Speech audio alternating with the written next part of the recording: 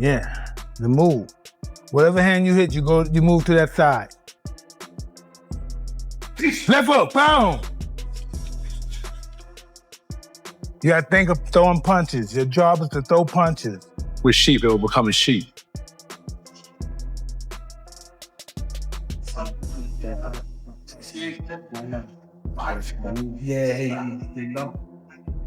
Jake Paul is stepping into the most dangerous ring of his life. Because Anthony Joshua isn't just training.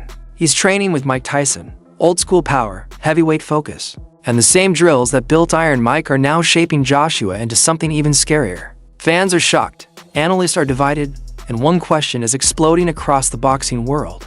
Can Jake Paul survive a fighter trained by the most feared heavyweight in history? Anthony Joshua is now deep in camp working alongside Mike Tyson. As preparations ramp up for his showdown with Jake Paul, Joshua has been revisiting the old-school methods used under Tyson's legendary trainers, sharpening his fundamentals and fine-tuning his strategy, speed, and power. His sessions are built around detailed tactical planning, intense conditioning, and complete focus, ensuring that when he steps into the ring, he is operating at peak form for the challenge ahead. Doing in the gym, coming forward, punching to the body with his heart. Joshua also revealed just how much Tyson has inspired his training, especially when it comes to discipline and raw power. Taking a page from Tyson's routines, Age has introduced targeted neck and shoulder strengthening to his daily regimen. He explains that these drills boost stability, durability, and punching force, proof that studying the greats can directly evolve a fighter's own skill set. Neck exercise that I got from Mike Tyson. A lot of wrestlers do this. Quite dangerous actually. Physios don't like this type of stuff, but it's good for neck conditioning. It's called neck bridges. And it's flexibility and strength at the same time. So it's a really good exercise if you... Mike Tyson has offered Joshua his seal of approval, praising him as an exceptional competitor. Tyson's key advice was simple: fight regularly. He believes that consistent activity keeps a fighter sharp, confident, and competitive at the highest level. Continuous fighting, Tyson says, is the fastest way to refine skills and stay dangerous. Like AJ.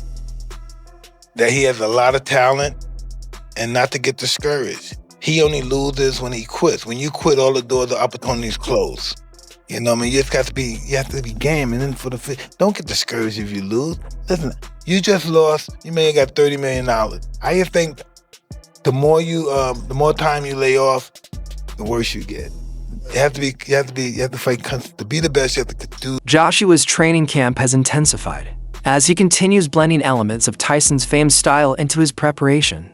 He is incorporating specialized neck rolls, strength circuits, and explosive conditioning designed to build power, resilience, and speed. These sessions aim to increase his punching impact, agility, and stamina, showing that Joshua is fully committed to evolving his technique and delivering a dominant performance on fight night.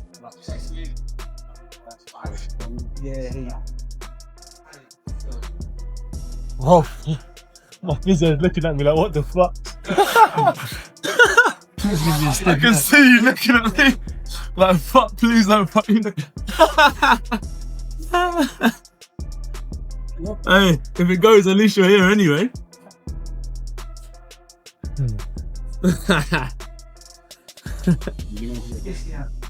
You know, 43,000 tuned in.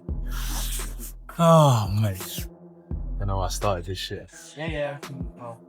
Mate, do you want to set up your physio table for the flats and Anything. get back up? Yeah. I'm easy, but. Eat.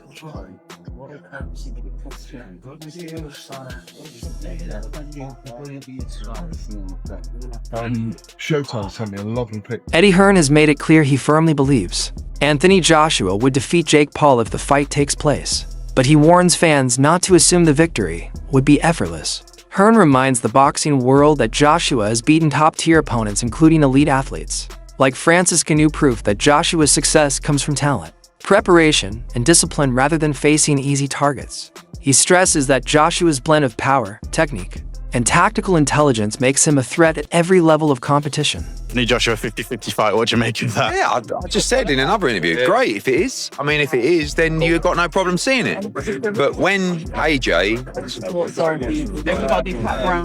I mean, decapitate's a strong word, but you know, when he renders Jake Paul unconscious like he did to Francis Ngannou, don't then say, oh, well, it was Jake Paul. Do you know what I mean? I mean, when AJ beat Francis Ngannou, Ngannou just had a fight that could have gone either way with Tyson Fury. Then AJ Polak'd him, and everyone just said he's just an MMA fighter. You know what I mean? Jake Paul's not Francis Ngannou. As I said before, if you want to see Jake Paul exit the boxing, Nigel Benn has voiced serious concern about boxing's shift toward entertainment-first matchups. He argues that when celebrities and social media stars enter the ring, highly trained professional fighters who dedicate years to mastering the sport often miss out on the financial opportunities they deserve.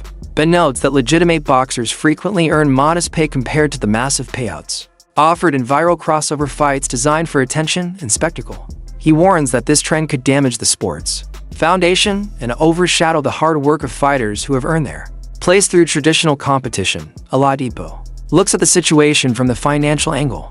In his view, Joshua would be foolish to walk away from a fight that could generate earnings approaching $100 million for some. Bit of rumours around today, Anthony Joshua and Oh, Jake. no. I'm not even really entertaining that. It's just not. Being a two-time heavyweight champion of the world, it's I don't know, YouTubers. I'm not really into all them influencers coming in there, and there's like some boxers that really work their butt off, don't get paid like what these guys are getting. And Anthony Joshua being a former world champion should be fighting like someone in the top 5, top 10. So I ain't really got much time to talk about that. Not interested, really. Bad for boxing? Well, not bad for boxing. If people want to pay to watch it, then who am I? I'm just giving you my opinion. Who's not worked his way through the ranks to earn that shot at the former world champion? No, not at all. Australian boxing. Who are you a fan of? Obviously got good fighters out there. Joe's my type of fighter. He's very spiteful, and he's just another level, really. I don't think there's no better cruiserweight around. Someone with Joshua's experience and skill. The risk presented by Jake Paul is small compared to the potential reward. Oladipo explains that huge paydays like this are rare even for world champions, and Joshua is in the perfect position to combine massive financial gain with a manageable level of competitive risk given Paul's relatively young career in professional boxing. Many boxing fans have been extremely vocal in their criticism of the Joshua versus Paul idea. To them, the matchup represents one of the biggest insults to professional boxing in recent years. A decorate heavyweight champion facing a YouTuber turned boxer with limited traditional experience. with YouTuber Jake Paul, and that's what he is, YouTuber Jake Paul, would you watch it? Simon, before we take some calls, with this seemingly in the pipeline, can we safely say goodbye to Anthony Joshua versus Tyson Fury? Well, I think it's done anyway, judging by the mood music that seems to be coming out from various camps. If you listen to Tyson Fury, he seems to be, despite the fact we've danced this dance before and walked this walk before, he seems to be talking in a very different way. There's no hyperbole. I'm done. This is a younger man's game. I've done my bit.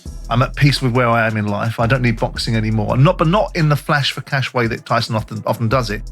In a more earnest way is my understanding of his sort of thought processes. So with that in mind, it almost feels that that's off the table anyway. Who knows? The draw of the enormous amounts of money that this one fight can generate.